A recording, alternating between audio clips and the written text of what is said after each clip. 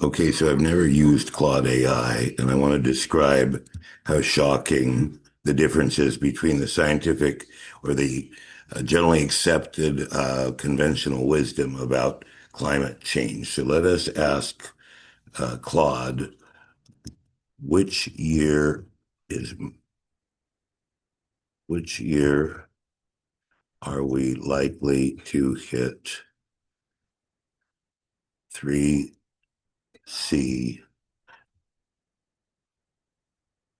above pre-industrial temperatures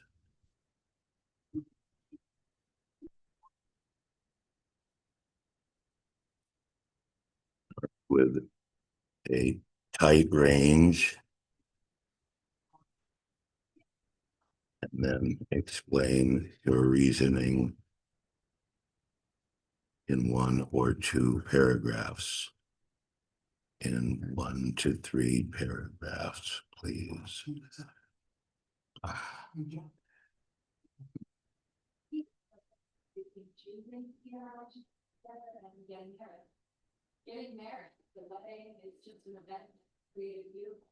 Okay, so we're seeing 2070 to 2090. Okay,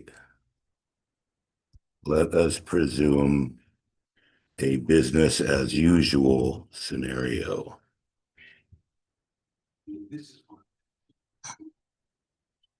2060 to 2075. Okay, so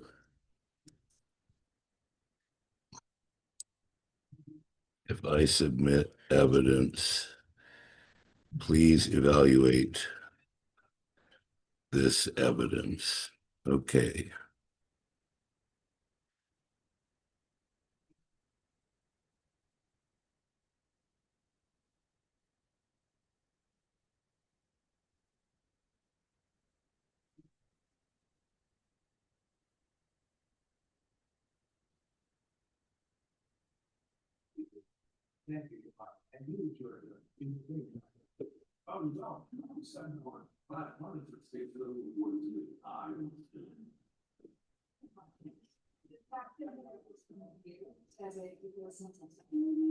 So here we go. We went from 2067.5 is the average date for business as usual, 2080 with some interventions, and we end up with under true business as usual, 2040, meaning immediate. Now, why is 3C so important? 3C is the temperature at which life basically collapses in the tropics, and that creates cascading effects and affects everything else. But 3C is sort of where the shit really hits the fan.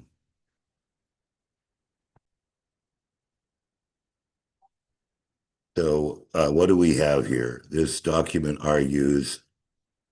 presents a much more alarming timeline than standard climate assessments, and here why their analysis differs. One, carbon sink collapse, dry tropical soils losing 0.5. Now, a petagram is equivalent to a gigaton of carbon. So for people who aren't familiar, we're putting out about 30 gigatons, 30 billion tons of carbon a year. And traditionally, somewhere around half of that was being absorbed by nature. And the rest of it was mainly getting absorbed at heating our oceans and acidifying our oceans. And what we see here is that the land and ocean are no longer absorbing our garbage, our carbon. Ocean efficiency down 15%, dry tropical soils losing a half a gigaton per year. This means more of each ton of emission stays airborne, accelerating atmospheric carbon, and also gets heating the ocean, acidifying the ocean. Second, Greenland ice revised up 20%. We're losing the ice faster in Greenland. Now, why is this important? We'll get to that later. And then compound feedback activation. So this is where, what happens in Vegas doesn't stay in Vegas. So when there's for example, when you have a lot of burning, of forests that darkens the Arctic, which reduces the reflectivity of the Earth. The white turns black. It absorbs more heat. This is just a simple example of two systems interacting, reflectivity and fires. In this case, it's talking about permafrost, wildfires, soil respiration, Amazon dieback are all interacting with each other and reinforcing each other earlier than models predicted. This document is a very pessimistic interpretation of recent science. The author has synthesized recent papers but arrives at dramatically faster timelines in mainstream climate science. The IPCC AR6 in most climate science would place 3C under high emission scenarios. And then what does Claude say? This represents an extreme but not impossible scenario. The 2038-2040 range would require both continued high emissions and the author's interpretations of accelerating feedbacks being correct. Mainstream science would still point to 2060 to 2075 under BAU. So it's pushing back. So let's push back on Claude a little bit. What I wrote back to this Claude AI is go through all the tipping points and feedbacks in this paper and the second paper if we act, looking at a business as usual scenario and argue scientifically, not what the political consensus is, but what the physics tell us. So let's make sure that I have that uploaded here.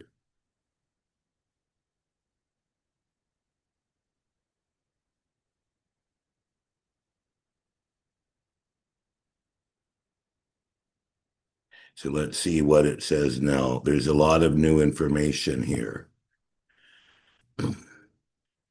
Okay, carbon sink collapse substantiated. Greenland ice loss revisited substantiated. Ocean stratification and heat lag substantiated. Permafrost thaw substantiated. Tropical forest carbon source flip partially substantiated. Where mainstream estimates may be conservative. Our AR6 central, 3C per doubling CO2. Hagen argues 4 to 4.5 more likely based on observed warming tracking, high-end scenarios, faster than modeled feedback activation, observation-based radiative forcing, showing Earth retaining more heat than expected, feedback interaction, cascade architecture. Models typically treat feedbacks independently, physical reality that compound and interact, ice loss, albedo change, more heat, more ice loss, soil heating, carbon release, atmospheric heating, more soil heating, forest stress, fire, carbon release, climate warming, more forest stress. The math, when feedbacks interact, warming acceleration follows exponential, not linear curves. Aerosol masking effect, current global dimming, half a C cooling from sulfate aerosols, coal retirement, aerosol decline, immediate warming spike of 1/10 of a degree C to zero point 0.2. This is unavoidable physics. Removing air pollution temporarily increases warming. And in fact, I think we should not stop using these things because we need that zero point 0.1 and zero point 0.2, but that's beside the point. The scientific case for 3C in a business as usual scenario, 2038 to 2044, the math, starting conditions, current warming, CO2, sinks absorbing, the projection with feedback acceleration, 2C between 2029 and 2033, 2.5 between 2034 and 2038, 3 by 2038 to 2044. Why this could be accurate from a physics perspective. Airborne fraction rising, more CO2 staying in atmosphere per ton emitted, heat accumulation, oceans storing 90% of trapped heat, but approaching saturation. So the natural systems are not able to absorb all of what is going on here. Methane spikes. So we're going to have a lot of methane released in the permafrost and the wetlands, which is going to add short-lived but powerful forcing. Forcing means heating. Vegetation feedback. Models underestimate speed of forest source transition. And forest source transition in this case means that forests are going to turn into other types of environments, such as prairie, savanna, we will lose our forests. Where uncertainty remains AMOC, timing, collapse could happen in a wide range, methane class rates. So there's a huge amount of methane locked up in the Arctic oceans that we don't know whether those are going to release or not. That's not really argued in this uh, science. Cloud feedbacks, we have a serious risk of losing a lot of our low-lying clouds from all of the things going on in our atmosphere right now, which will greatly heat the planet rapidly if we have a sort of cloud Armageddon. And then tipping cascades, interaction strength between multiple tipping points, hard to quantify. So critical assessment, where the physics clearly shows sinks are weakening faster, Greenland melting, ocean heat lag, permafrost thaw. Each feedback makes the next one more likely. What's more uncertain, exact timing of forests flipping to savanna, AMOC collapse timing, interaction strengths between feedbacks, human response speed could break some feedbacks.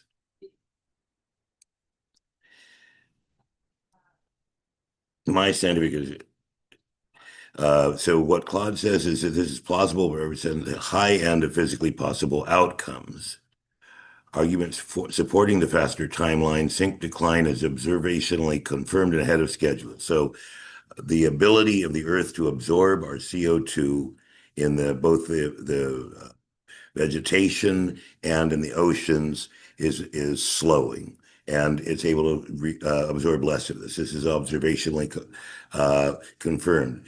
Feedback interactions are real, and we're not well modeled. I'm paraphrasing in the AR6.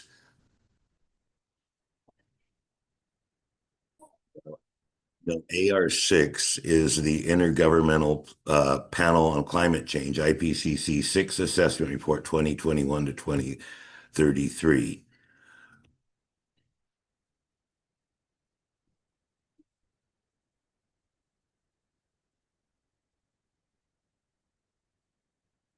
See if where we have this here.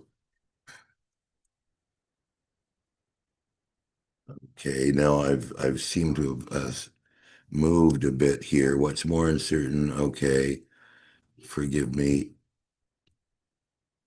IPCC consensus 2060 to 2080 under high emissions.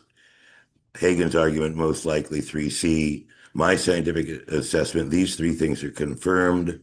Argument for slower, some renewables deployments occurring, negative emissions technology could scale faster than expected. So here, um, what we've actually found is that the more renewable energy we add, we don't slow fossil fuels, we just use more energy. That's unfortunately a problem that's going on. And of course, I want us to survive, so I'm not interested in creating an extra negative scenario. I'm interested in predicting what's actually going to happen. So we have some problems with this idea of renewable deployment, although it will be helpful, obviously, but right now we're just gobbling up all the energy we can get. Negative emissions technology could, now this is techno magic. Um, this, we can't bet our whole human future on technological interventions. And it's very dangerous to do that. And we will need them. We will need them to halt this and stabilize the earth. This is also not business as usual. Adaptation measures could prevent worst local feedbacks. Models have uncertainty ranges for good reason. So, so now it's moved its own timeline to 2045, whereas mine would have been at 2041. So, in the matter of 5 minutes, by just uploading analysis of all the latest climate papers, we have had Claude move from 2065 when all hell breaks loose planet wide and we can't really put the genie back in the bottle, earliest case. Now it's itself arguing 2045, which is 19 years from now. So this gives you an idea of how badly out of whack the entire system is about understanding what is going on, because AI is a representation of the political and scientific consensus. This is exactly the experience that I had with Grok and with other AIs. And the few climate people, climate scientists, environmental engineers that I've been able to talk to are more on the same page with me, but they haven't done this kind of comprehensive analysis. Um, but they are concerned this is happening much more rapidly than people think. So I want to make it clear what Claude's conclusion is. The physics support significant concern that mainstream estimates may be 10 to 20 years too optimistic, but claiming certainty about 2038 to 2044 overstates our predictive precision. And I never made the argument that this is exactly when it'll arrive, but this is where the data took us to. That we're not as interested in predicting the exact year, although that would be interesting, as evaluating the risk. And there's a significant non-zero risk of that occurring. And what this shows here is the direction and magnitude of risk demand immediate emergency scale response.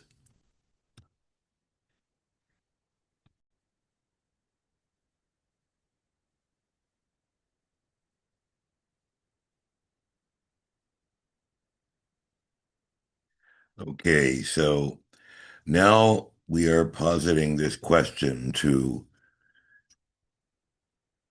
Claude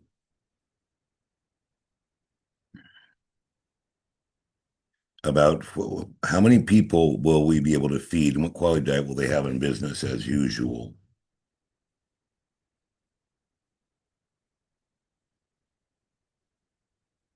And it's predicting a drop in food of about 40 to 50%.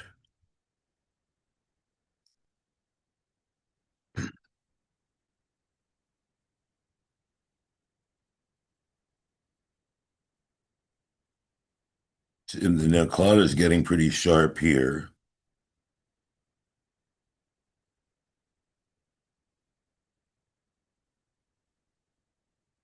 Well-fed 600 to 800 million people, adequately fed 1.5 to 2 billion, chronically food insecure, acute starvation risk 3 to 4 billion people. So that is really interesting. This is not bad. This is not bad at all for a first pass.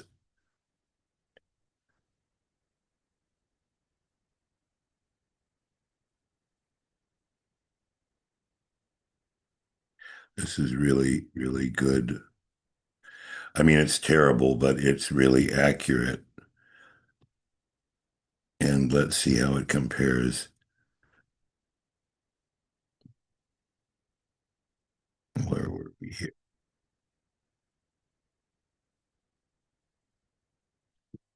Document,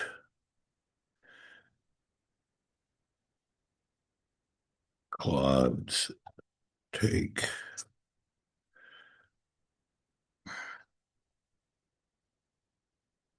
And that was fast too.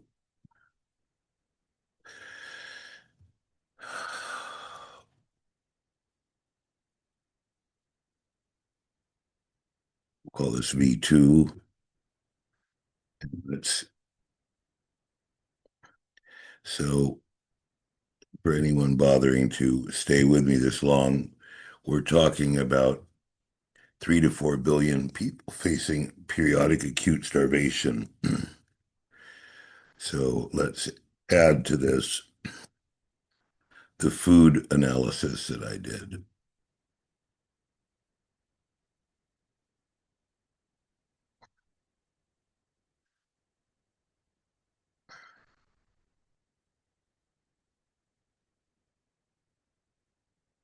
Relations, that is impressive analysis without any debate.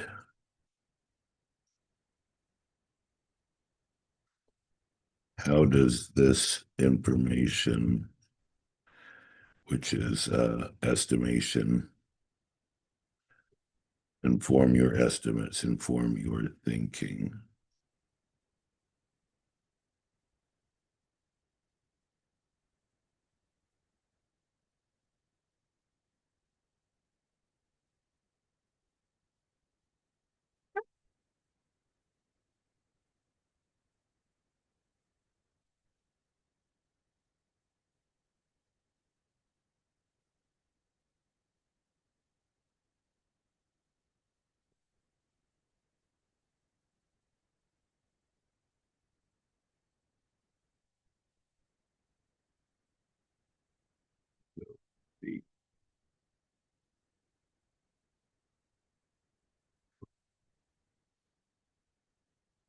Let's walk through it with our audience, such as it is.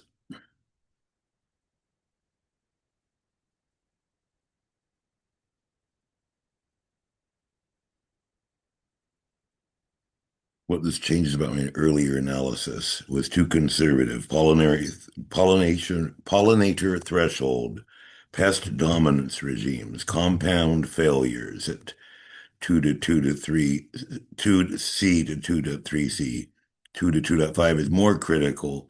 Hard pollination threshold. This suggests the difference between 2.2 and 2.5 is civilization defining. The hidden famine mechanism. I focus too much on calorie availability. This document correctly emphasizes foods that disappear first are not luxuries in nutritional terms. Fruits, vegetables, nuts are pollinator dependent. Micronutrient deficiencies spike before calorie shortages. Protein sources collapse unevenly, marine than terrestrial. Ultra processed calories persist longer, health collapse. This means malnutrition mortality accelerate before this famine statistics show it. Food-driven extinction acceleration. This insight I completely missed. Food security is not just a humanitarian crisis, it's a primary driver of extinction. Hunger, desperate extraction, habitat destruction, ecosystem collapse, worse food security, more extraction. Extinction curves shift leftward in temperature when you account for human survival behavior under food stress. This explains why biodiversity loss may happen faster than temperature-only models predict.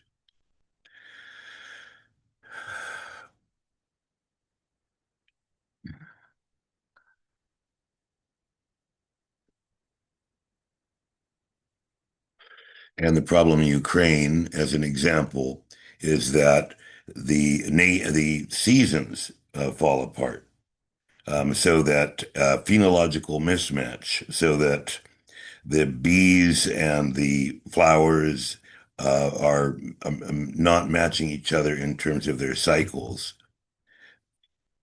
Continental interiors fail pollination systems early.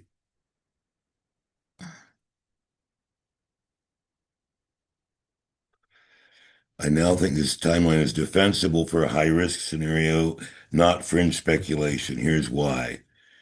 Pollinator collapse is observationally confirmed. 75% flying insect biomass loss already. Moths collapsing. Pest dominant regimes by 2.7C are biophysically certain. Pests breed faster in heat. Predators decline first. This creates unmanageable agricultural conditions. These predators are the things that eat the pests, or pest predators. The food extinction climate feedback is real. Desperate populations do clear remaining forests. This accelerates carbon source transition. Models don't capture this behavioral feedback. Nighttime warming is worse than daytime. Plants can't recover at night. This is empirically demonstrated for rice, wheat, and corn or maize. Standard models underweight this.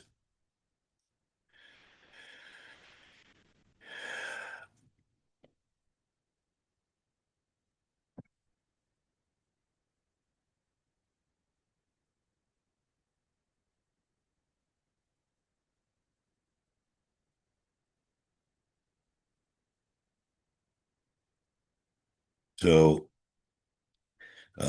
our friend Claude is now on board that we have a problem.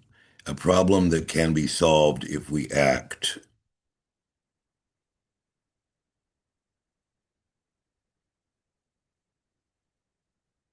So let's see here, how far down. So I'm going to stop this for tonight. Thank you very much.